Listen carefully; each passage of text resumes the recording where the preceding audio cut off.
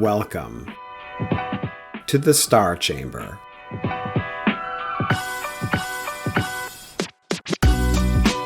I'm Ryan Swayze, a retired Air Force Lieutenant Colonel and the founder and president of the Walk the Talk Foundation, a nonprofit that advocates for and advises currently serving and former military service members going through the arduous journey of administrative processes and investigations in our government.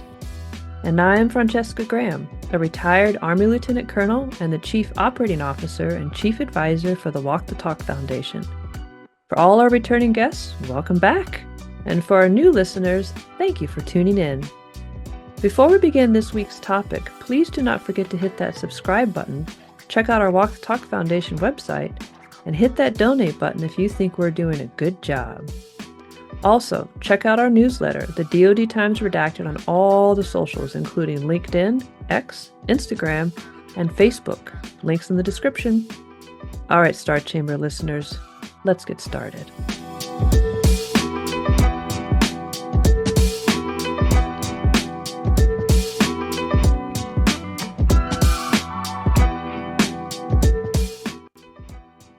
Welcome back, Star Chamber listeners, to another great episode of the Star Chamber. Today we are going to talk about a topic that we have been thinking about since the No More Eggshells discussion from Secretary of War Hegseth on September 30th, 2025. And we are going to be talking about Mythbusters. Over to you, Ryan. All right, yeah, no trademark infringement, of course, but we're going to bust some IG myths today. IG and EO, that's Inspector General and Equal Opportunity myths. And this was really born from the feedback we received from some of our readers and viewers and listeners after we released the letter and video in response to the Secretary Hegseth memos of September 30th, as well as speeches. So without further ado, let's get right into some facts and some myth busting. Dun, dun, dun. Oh, and all the Poindexters out there, we got to say it. Suck it. Suck it, please. And please. We didn't do a disclaimer, but, just as a matter of course. But in case you were wondering if you should continue to suck it. Yes. Please do. Just as a matter of course. Okay. Back over to you. Myth number one. Yeah, and first, thanks to our supporters, listeners, fans of the show for chiming in with some of this feedback. It's good and important to have an honest, respectful discourse in this country based on facts, data, and statistics. So that's what we're going to hope to achieve today by busting some of these. All right, number one. And really I should start off before we go to the list is some context, right? So the overarching premise of the message from the Secretary was to de-weaponize an IG and EO system that has been weaponized, that has, quote, put poor performers, complainants, and ideologues in the driver's seat. Complainers. He didn't even say complainants. He said complainers. Thank you for that important, and that's an more than important semantical distinction there. Yep. So that was the premise going into it. That was the reform that was evidently required, coming at least from the administration. So here is myth one. And really a lot of these myths, I know there's a lot of preamble here, but we're going to get to them. Really teasing this out here. But the context here in the background is, and we're going to use this example, I think, throughout the show, which is the pattern, quote unquote, that's been seen from the Secretary and others. And that pattern is you have a low performing individual, poor performer, complainer, ideologue, who is held to a standard, or a commander, leader, NCO, it's non-commissioned officer, attempts to hold them to a standard. And that poor performer in turn files some sort of complaint that, quote, derails that leader's career. So that is the mental model that was shared with us, and that was the rationale as to why the system needs retooling. And the Secretary made this argument applicable. I mean, obviously, as the foundation, everyone knows who listens to us. We primarily are speaking military matters, but he made this generalization across the DoD, so including our federal service members, because the memos dealt with the EEO policy, the Equal Employment Opportunity Policy, and the Military Equal Opportunity Policy. And we as a foundation help federal employees as well, federal civilians. Yeah, and so it goes against the policies are working against this weaponization of these administrative systems of air quotes justice. That is the understood intent, I think, from the secretary. So let's talk about some issues with that. Okay, the first myth is that inspectors general and equal opportunity officials carry out administrative punishment or admonishment. Do you think is that myth or is that fact? Myth, That's a myth. That's right. myth number Inspector one. generals are not empowered to carry out unfavorable personnel actions, nor are equal opportunity officials. Those recommendations go to a command, and that command then decides what to do with those reports and those findings. So in the end, it is the chain of command, the very leaders that we are serving to protect here with these new policies. It's those leaders that are exacting punishment on the member, not an inspector general, not an equal opportunity official. Because the Inspector General and Equal Opportunity, they have no statutory authority to carry out a personnel action, negative or positive. Now, some of you might be listening and saying, well, but after this Inspector General substantiated a complaint against me, that substantiation went into my record.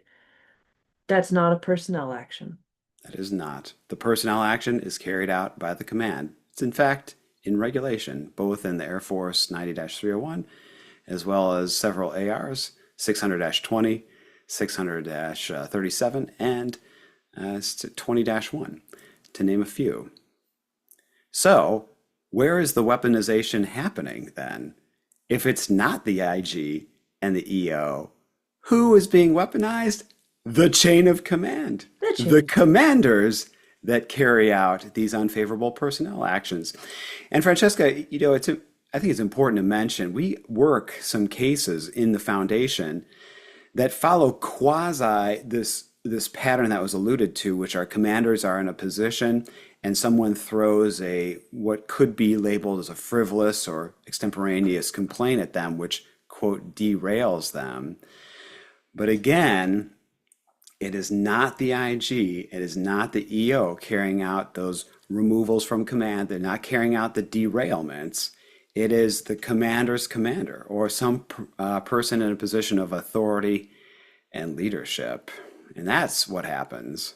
And I think for those in the social media sphere who want to say at this point, well, you guys don't know what you're talking about. You've never dealt with it. Oh, man. You've never done. Bleh, bleh, bleh. I respectfully ask you to hearken back to DoD Times Redacted newsletter issue number 31, where I walked through my little tale of woe, in which I made a protected communication. And within a month and a half of my making a protected communication, I had two investigations launched against me. The allegation against me was false. And the investigation, at least the Army one, who knows what happened to the DIA one, the Army one was unsubstantiated after a year. But the question to ask yourself was, okay, so the investigation occurred, someone made an allegation, that's totally fine. People are allowed to make allegations. But who kept me under investigation for a year, Mm-hmm. even though they had the evidence after Yes. 2.5, 3 months that Yes. the Who allegation was who false? imparted my favorite instrument, the Army flag, Right. which doesn't allow you to move, which doesn't allow you to retire, doesn't allow you to go to school, doesn't allow you to Right. promote. Is that an IG or an EO? No, that It was is not. Colonel Bradley Isler and That's a Major commander, General Trevor Breedenkamp a commander. and their buddy, Lieutenant General retired Laura Potter. Um, Bingo. right, no big deal. But yeah, so that was the commander. What person told me, and this is my little sensitive subject on this, what person told me that I couldn't go on leave and I missed my grandmother's death? That wasn't the IG, that wasn't the EO, that was Colonel Bradley Isler told me that, the commander. And also, Man. what groups of people removed me from my leadership position, allowed a career and an eval to be filed into my record while I was on leave and while I was contesting it, and then also allowed my name to be dragged in the mud by so many people. It was the command, the people who control the culture of the organization, the command. Yep. And that's segue to myth number two, which is this belief that commanders are beholden in some way, some form or fashion to IG or EO report findings. Myth. Myth. Busted. Myth, myth, myth. They are not. There is no regulation, law, statute which says a commander must carry out any recommendations, and that's what they are from an IG or EO report. They are recommendations. There is no rule saying command must follow those recommendations. And in fact, Francesca, some of the cases we work, the commanders who were subsequently removed had IG and EO complaints launched against them that were unsubstantiated. And you know what happened in some of those cases? Those persons, commanders, picked and chose facts, anecdotal data, witness statements from the reports to use as basis for personnel action to include removing them from command. So it cuts both ways, but at the end of the day, there was one entity pulling the trigger. It ain't the IG and it ain't the EO. It's the leaders that the secretary has promised to, quote, liberate. Truth be told, for the most part, we don't need new standards. We just need to reestablish a culture where enforcing standards is possible. And that's why today at my direction, I'm issuing new policies that will overhaul the IG, EO, and MEO processes. I call it the no more walking on eggshells policy. We are liberating commanders and NCOs. We are liberating you. And it's not even the JAG. We hear that also quite a bit, even though we will throw some heavy stones the way of the JAG Lake. We will happily throw some heavy stones. However, we can't actually blame the JAG either for these decisions, because what is the JAG? The JAG is another member of the staff. They just are. They're a staff weenie, just like everyone else below the command. So if the commander is not beholden to any recommendation, whether it be judge, advocate, inspector general, or equal opportunity, what is being weaponized? The commander and the chain of command And again. the chain of command, yep. Yep. All right. And so number three, let's talk about, this is maybe not a myth, maybe just a misunderstanding, maybe both, which is, who do IGs and EOs work for? Yes, Can I be Francesca. Hermione Granger? Hermione.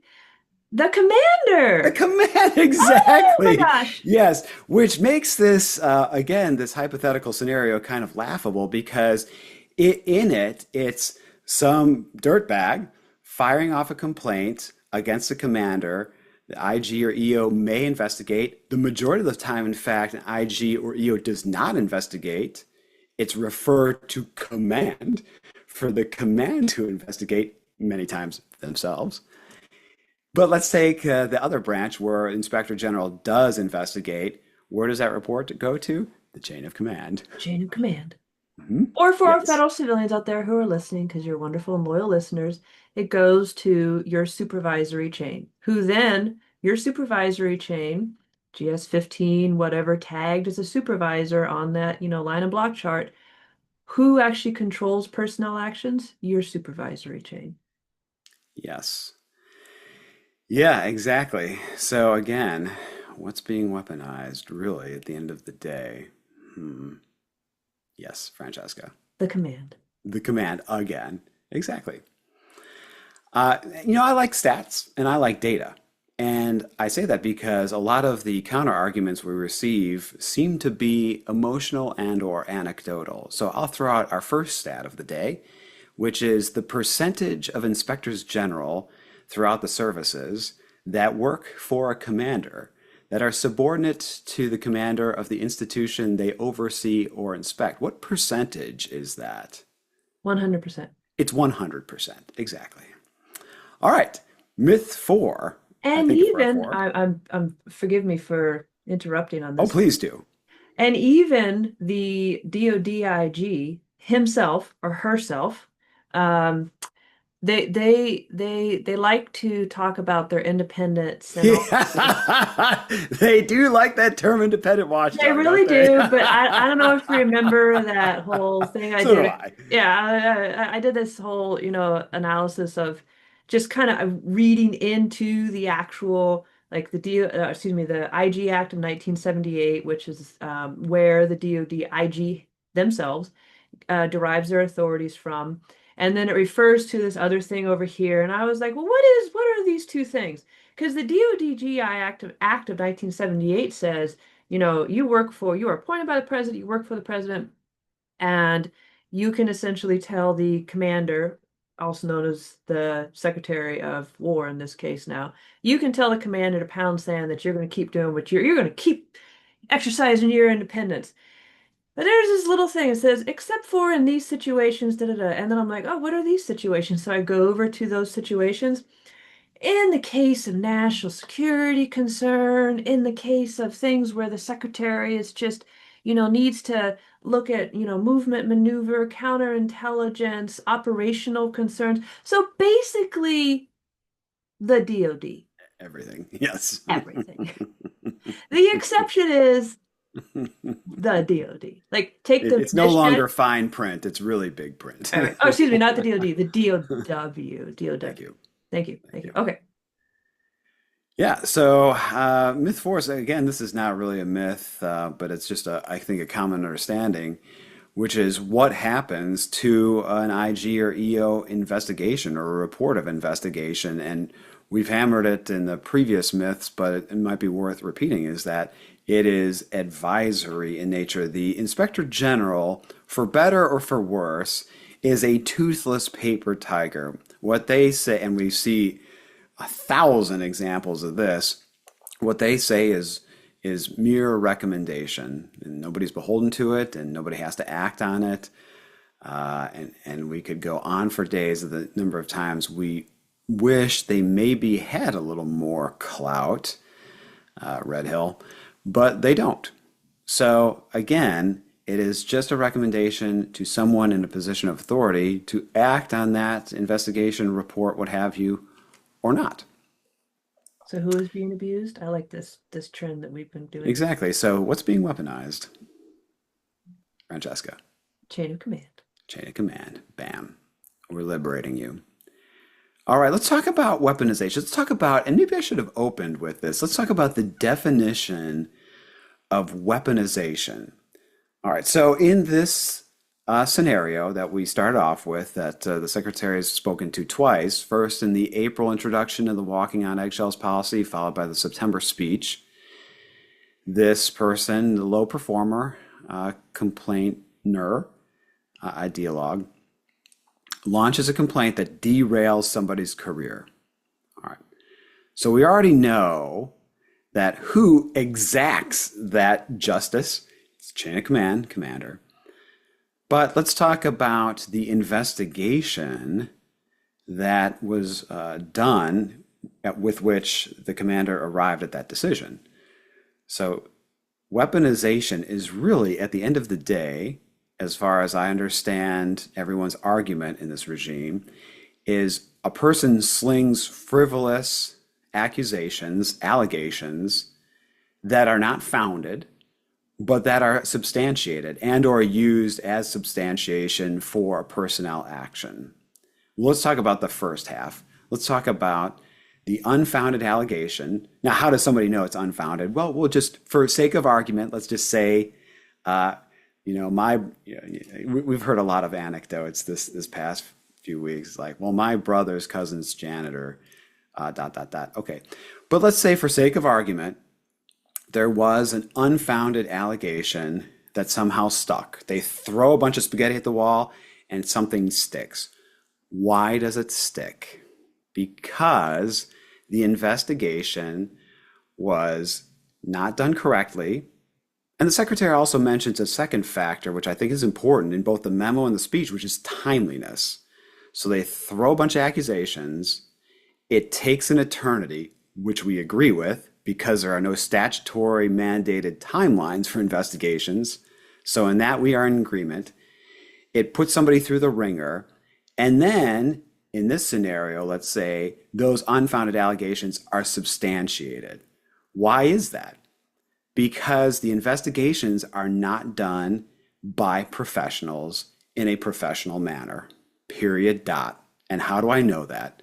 Because I look at the training and you take a dentist, a tank driver, a sub driver, an F-16 driver, and you put them through a 4-day course at most, and you call them a full up blessed inspector general who still, remember, works for a commander of that same organization that carried out or allowed the abuse to occur. So they have very little training. They are not professional investigators. I do not say this to disparage them as service members, as people, as officers, as NCOs, but they are underqualified, woefully underqualified for the level of responsibility they are given. Then you have the augmentee investigating officer. This is also important because we've all done it. I think everybody, literally everybody's done it. Hey, you got a heartbeat? You're in. Okay, this is not hyperbole. You're taken off your job, of your primary duty. Perhaps you are spoken to by a judge advocate, usually not. More oftentimes it's here's a PowerPoint deck of slides. You may read it, you may not, and you go carry out this investigation that has potential serious career and personal ramifications for the member. That is scary. And to kind of put it in context, about, and this is, okay, I'm estimating based on former experience and the experience of our clients, about 2/3 of investigations are done by the commander. Command-directed investigation, AKA in the Army called 15-6. The IG and EO, they only do about 1/3 of investigations of complaints that are intakes, they investigate. The remaining 2/3 go back to the command.